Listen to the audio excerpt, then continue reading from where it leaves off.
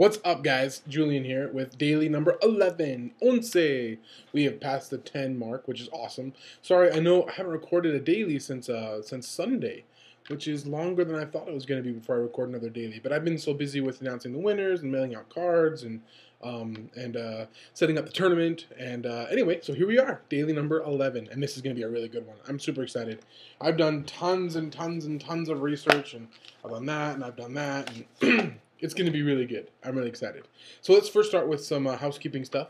So we had our winners announced in that video on Sunday night, Monday morning, and a couple of you still haven't responded to claim your prizes, and I really want to give you your prizes.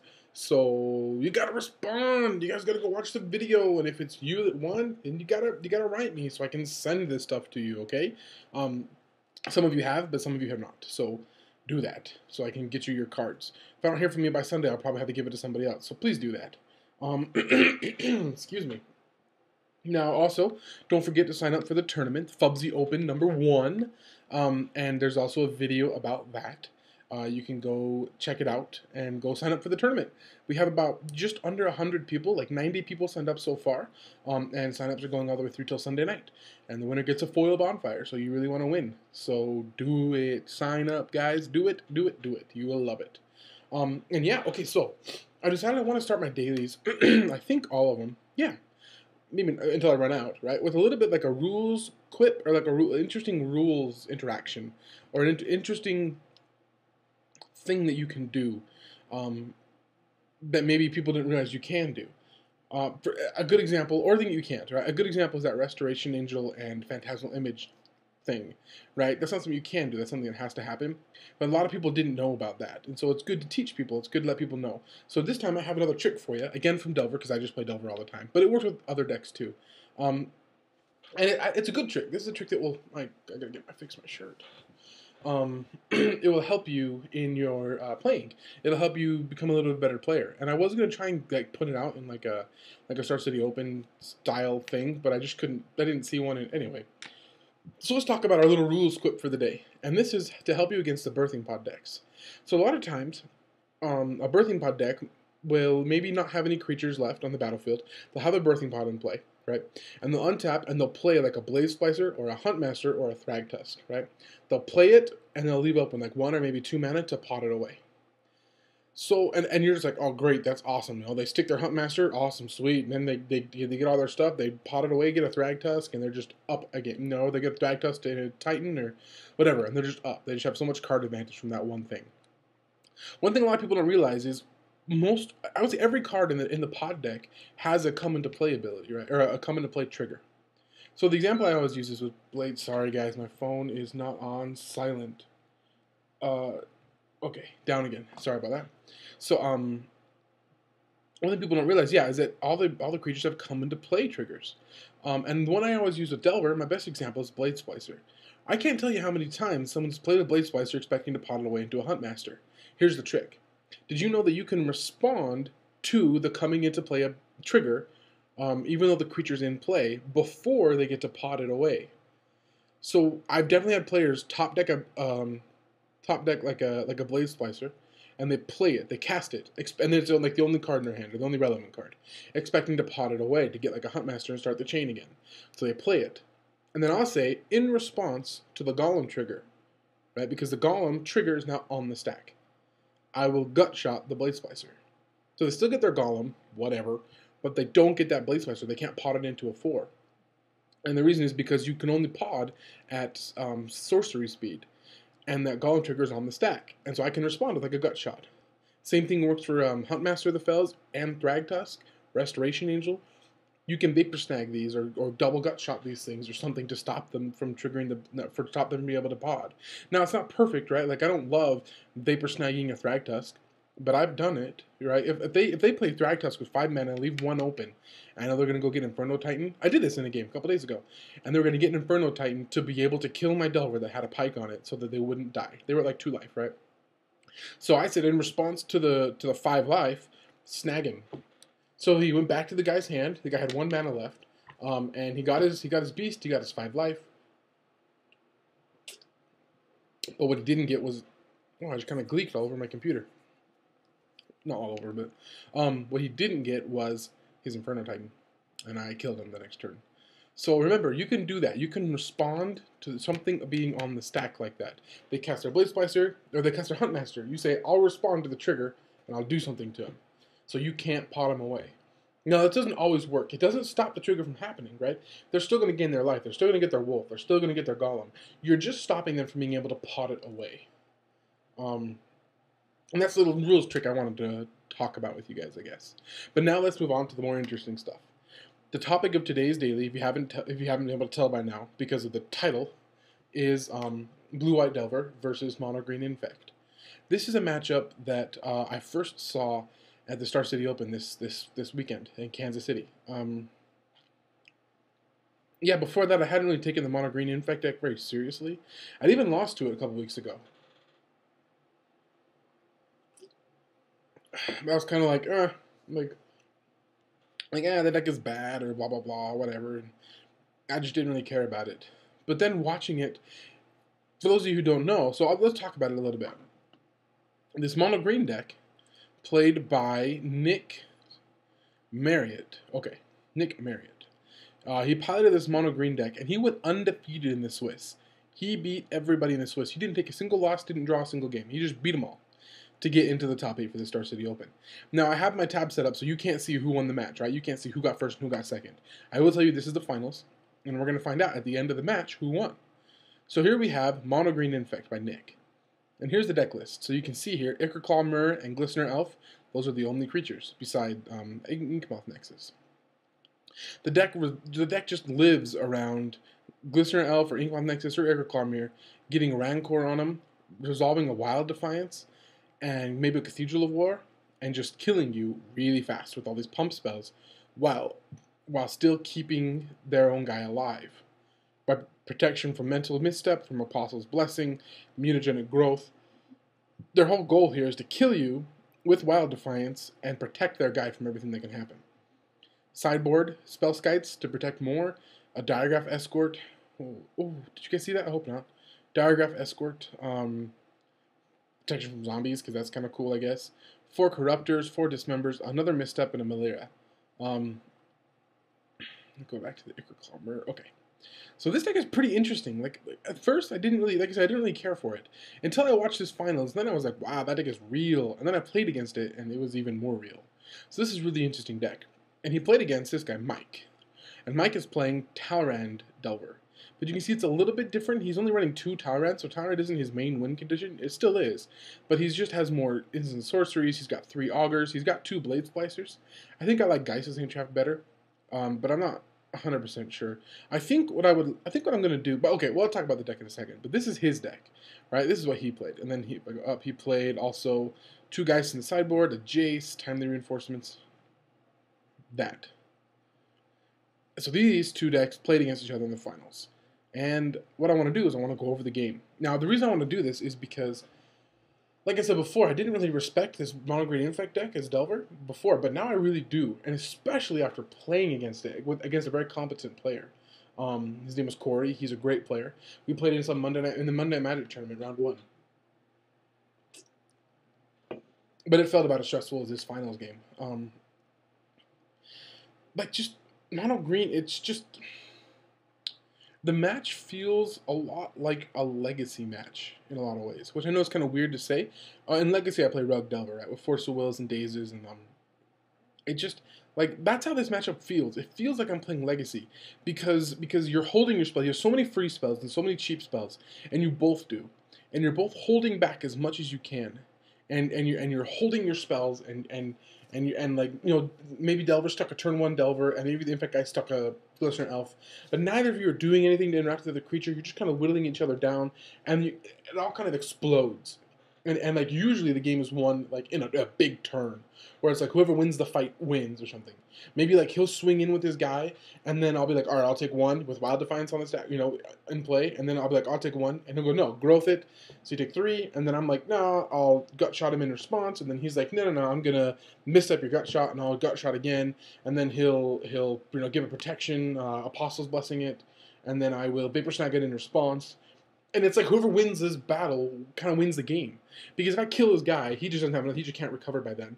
And then I'm able to, all my stuff's in the graveyard, so I can just equip my pike and kill him. And if it's not, like if I lose, then I just lose because he has Wild Defiance, right? And this guy got pumped like 100 times. And so it's just over by then.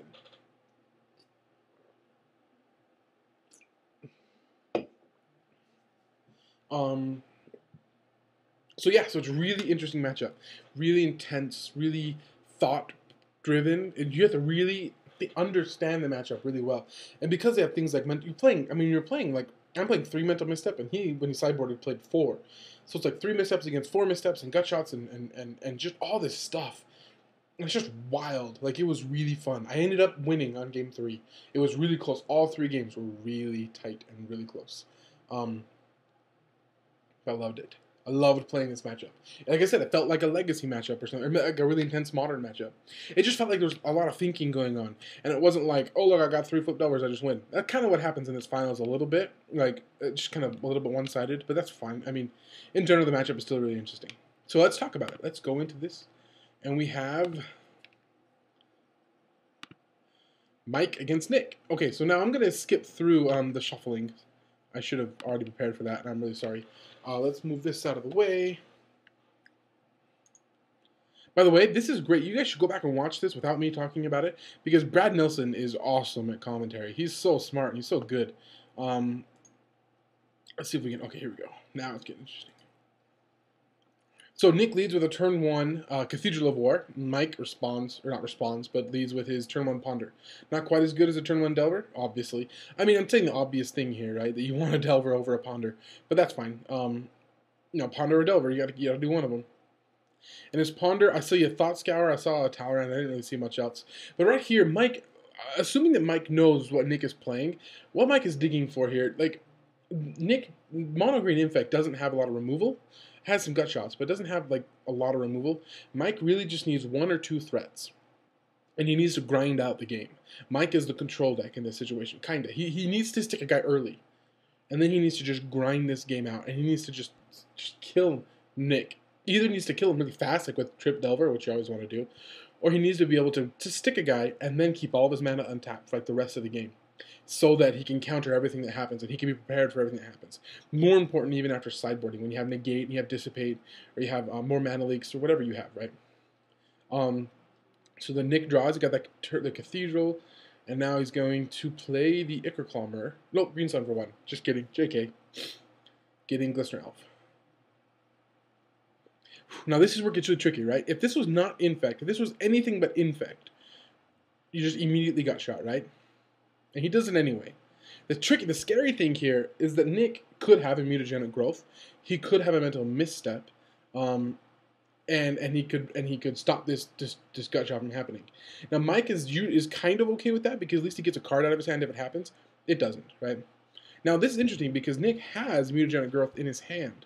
What this tells Mike is probably there is another threat coming, because otherwise Nick would have probably saved it. He most likely had the cards to save it, and he just didn't. So there's the Ink Moth, there's the threat, and there's Wild Defiance. Mike didn't have his second land that came untapped, so he couldn't mana leak this. This is really big. This is really big.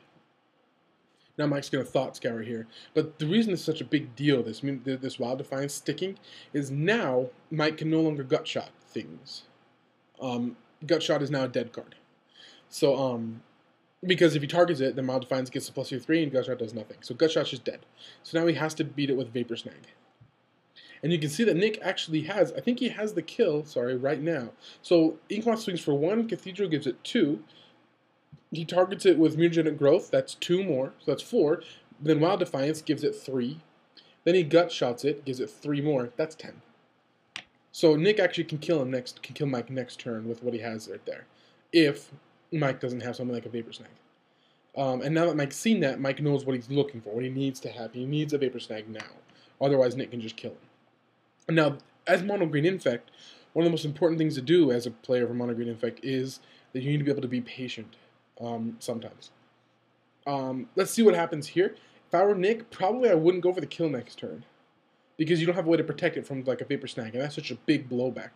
Definitely don't play a land, right? But and I'll talk about that in a second. But I would probably just swing for 2, maybe pump it once or something. That's probably what I end up doing. Maybe just swing for 2, because Mike still has full like 0 infect. Nick drew another Cathedral, which is sweet. So the reason I said you shouldn't play a land, Cathedral's a little bit different. Maybe you just want to play that, right? Yeah, you just do. But you don't want to play like a Forest right there, right? Because if your guy gets Vapor Snagged, you want to be able to play him again. Wolfram players make that mistake all the time. They'll play a land, activate Ink Moth, swing, I just Vapor Snag it, they can't put the Ink Moth back down. I just Time Wonk them twice, right? Because now the next turn they play it, then the next turn they're able to finally activate it and attack again. So don't play your land, just let them snag your Ink Moth and then just play it again. Different with Cathedral, because now Nick can swing. Nick has a 4-turn clock right now, which is almost definitely going to be faster than that. But at the very least, it's 4 turns, because his Ink Moth can swing for 3 every turn. Because he has 2 Cathedrals, right? He just swings, and then he doesn't need to worry about it. And as soon as Mike does something like a Gut Shot, tries to do something here, then Nick can just protect it, if he has a Mental Misstep. If I were Mike, if I had a Vapor Snag, probably I would have snagged right there. Because what Nick drew. Nick drew a Cathedral because you just probed him. And so the rest of his cards are not going to stop with Vapor Snag. That's okay. That's okay. So instead he Snapcaster for Thought Scour.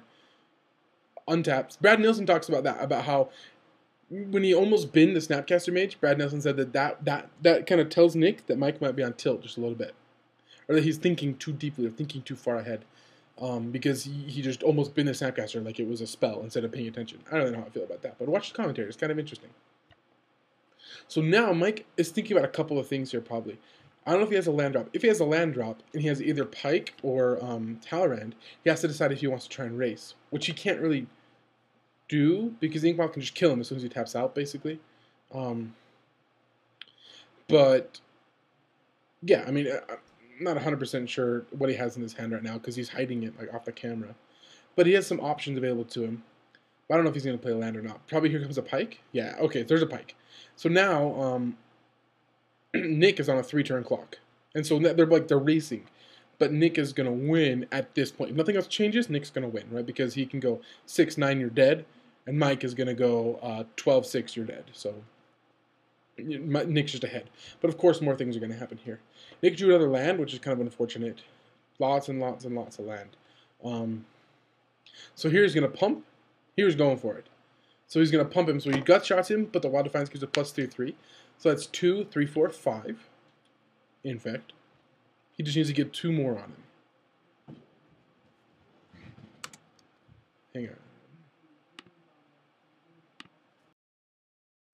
Sorry about that, guys. I thought someone was coming downstairs, so I had to just pause it real quick.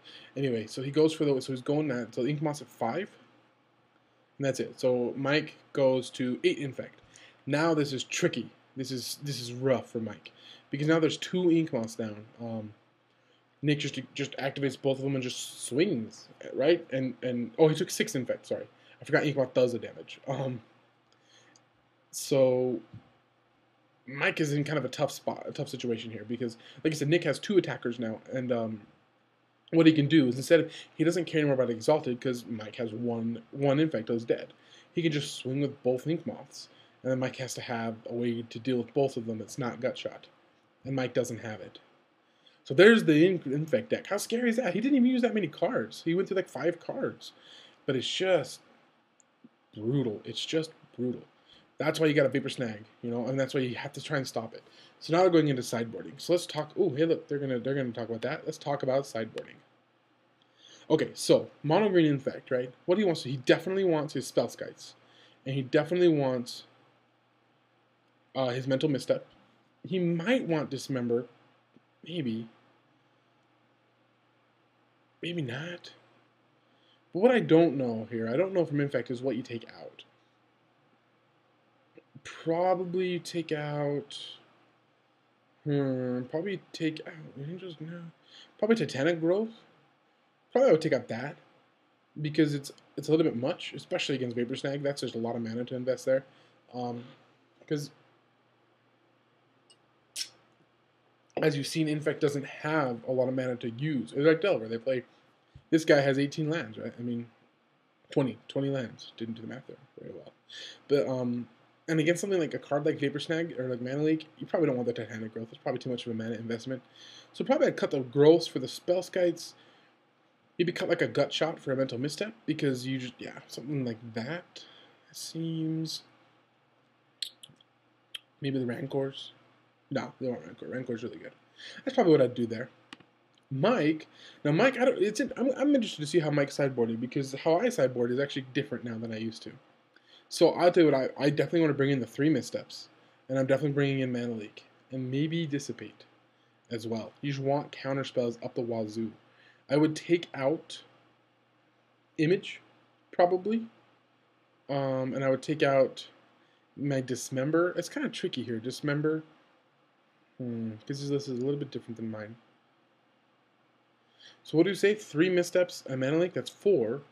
And you could take out 1 Augur, 2 Images, and the Dismember, that's 4. Something like that, that's what I would do. Image, because you're not copying anything of theirs. You're not copying anything of theirs.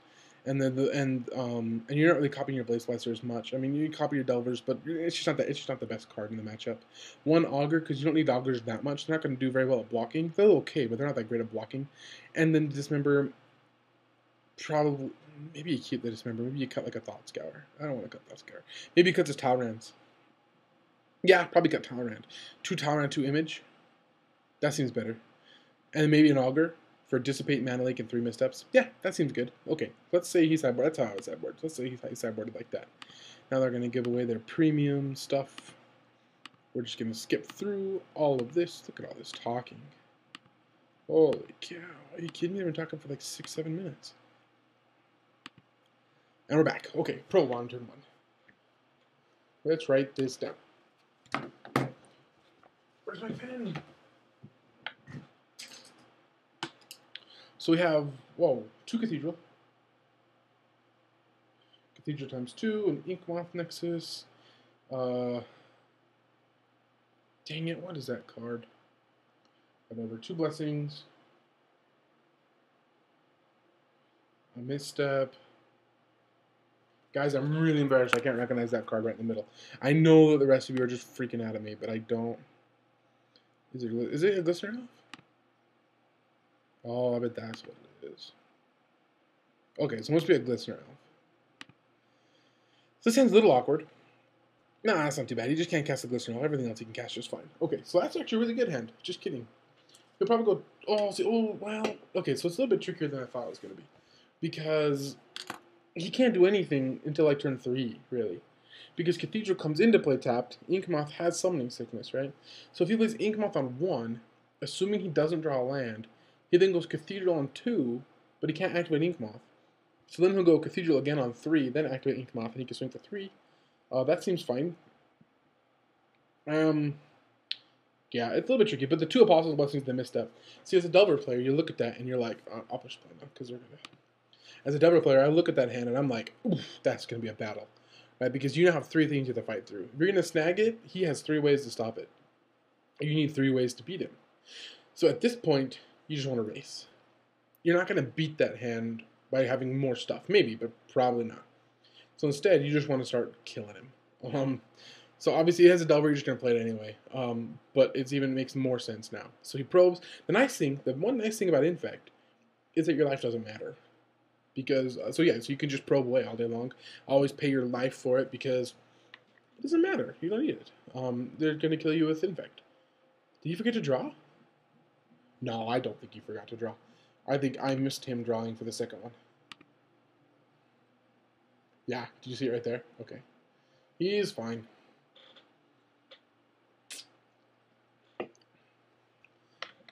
Island and...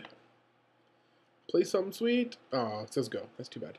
Nick maybe wanted to misstep that first or second Taxium probe. Maybe that's why Mike cast it, because he wanted Nick to think that he was digging for lands, even though he wasn't. That'd be interesting.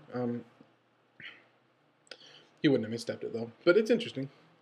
So now Mike is looking to... Oh, look, there's a 3rd probe. That's so crazy.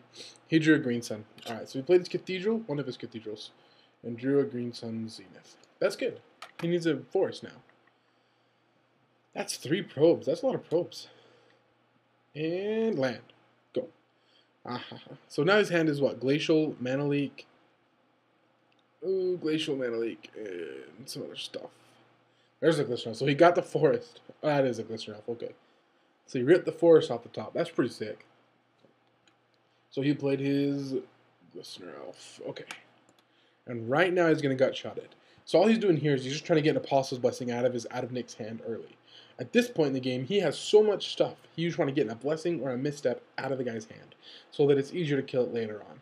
Mike isn't actually trying to kill it with this spell. He knows he's not going to kill it. He just wants to get cards out of his opponent's hand. That's why he's doing this. And his opponent's thinking. He's thinking really hard about whether or not he should Blessing this. I would definitely Blessing it, by the way. And just save it. Now Mike, yeah, that's fine. Maybe Mike could like Snapcast. No, it's fine because he got protection from red. Okay. Meh, that's fine. Go. You gotta start killing him somehow though. Because what's scary is next turn he can play another Cathedral in the Glistener Elf will swing for 3. And Cathedral's so good because it's not like an actual pump spell.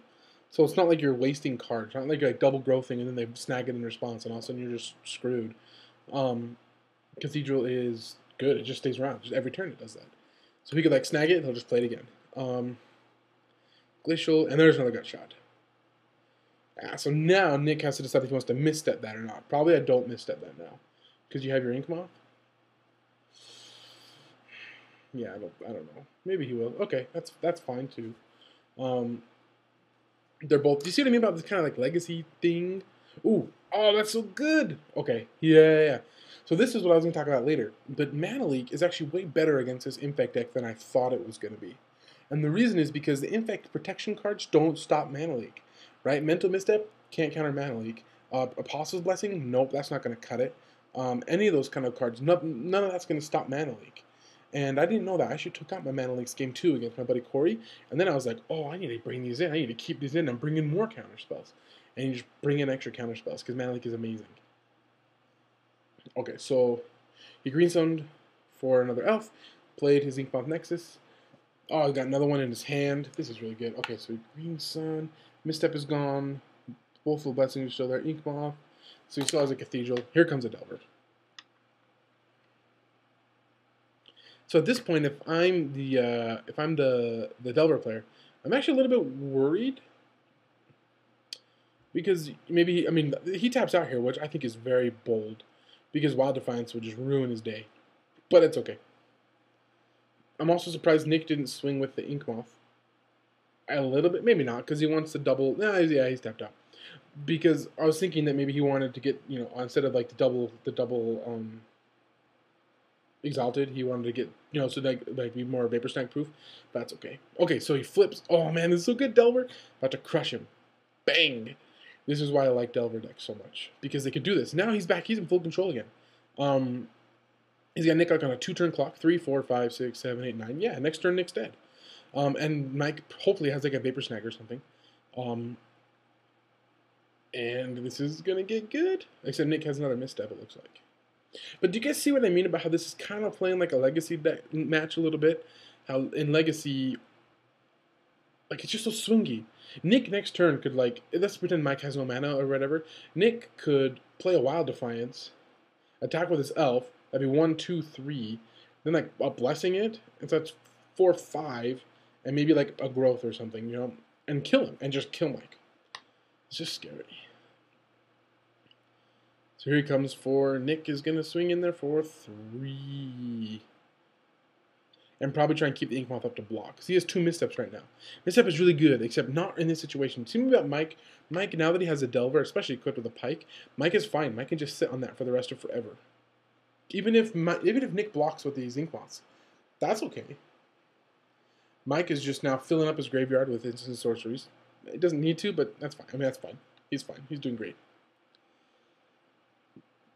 Now, hopefully he has removal spells for these Inkmoths so he can just kill him. Because that's what you want. Yep, he has to block with the Inkmoth. Just to not die. And the nice thing is he can then swing back and try to, almost kill him. So, like, I think Nick is probably thinking something along the lines of, okay, I'll block with one Inkmoth. Next turn I'll block with another Inkmoth. And I'll try to kill Mike in that time. Luckily, Mike has blocker of his own with his Moorland Hunt now. There's a Delver in that graveyard, so he can activate the Moreland Haunt, make a Spirit, block the Elf. That's pretty sweet. I didn't see what he drew. I think it was another Misstep or maybe another Blessing. Swinging for 3. Makes a guy block. Man, look at Nick's hand. That's so stacked. 2 Missteps, 2 Blessings. That's so good. Like, that Glitch Elf is not going anywhere. Here's giving his Elf Pro White so that he can get through the blocker.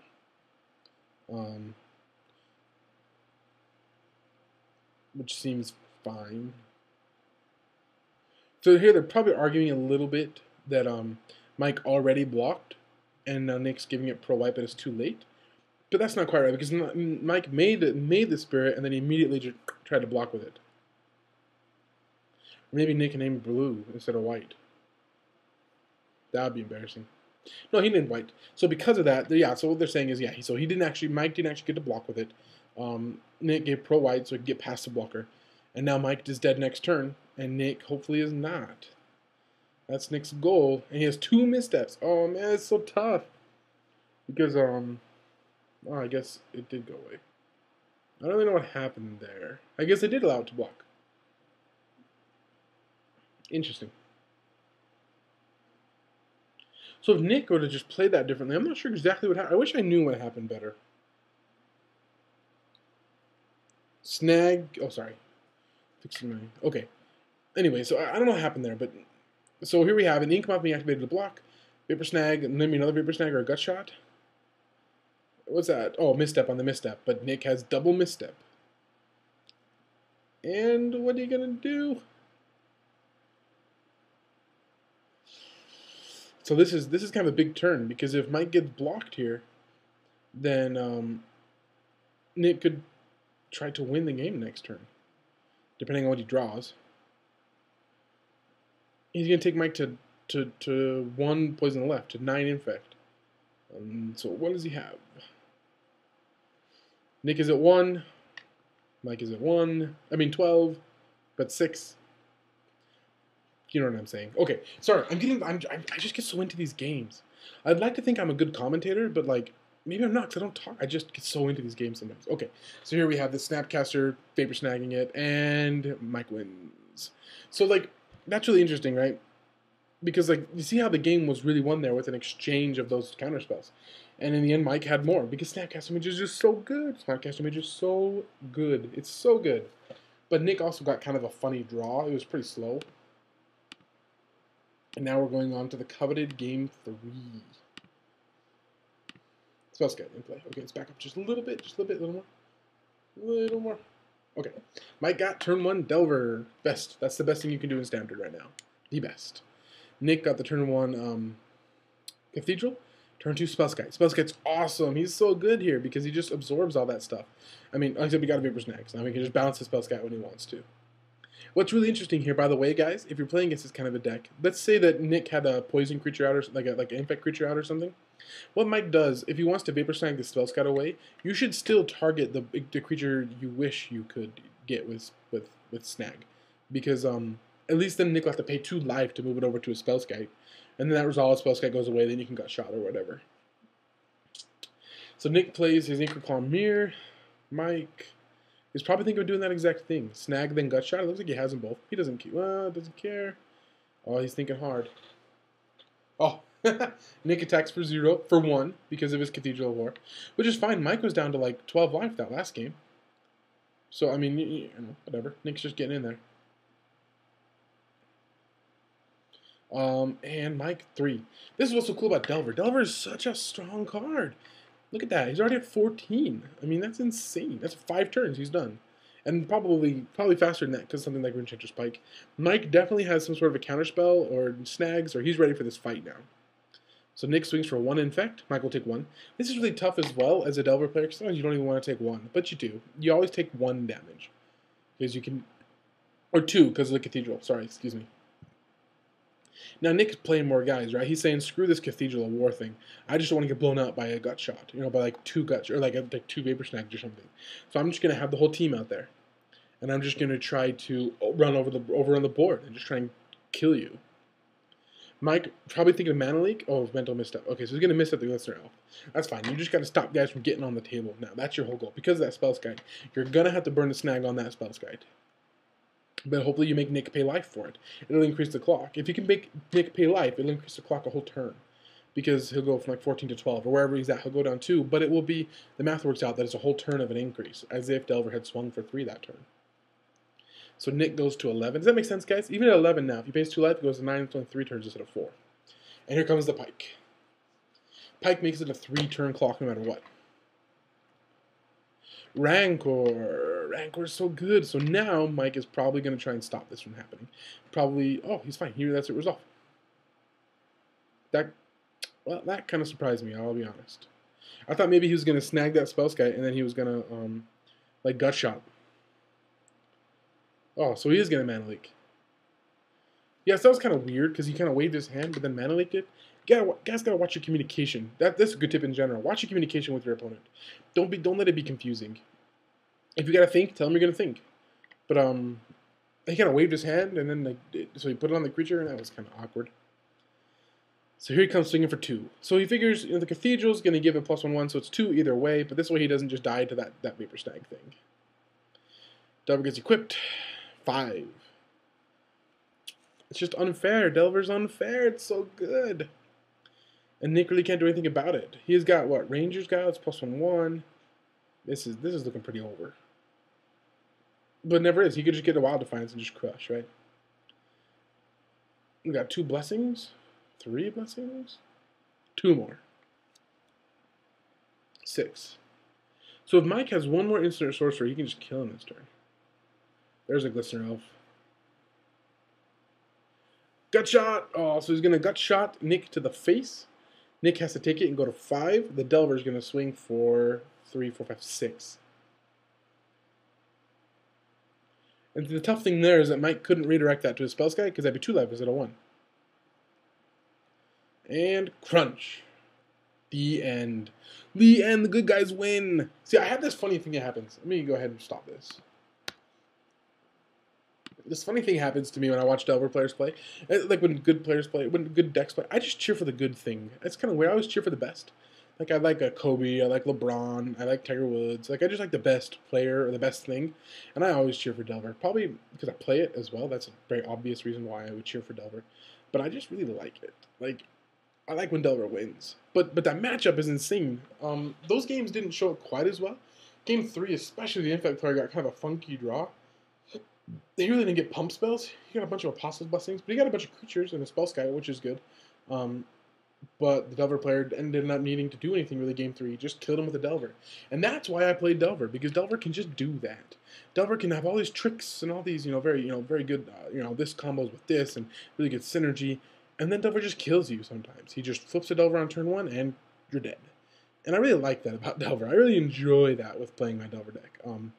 And maybe it's like sadistic. I don't know. It's not sadistic, but I like the free wins. Anyway, I hope you guys learned. I hope you guys learned from this match.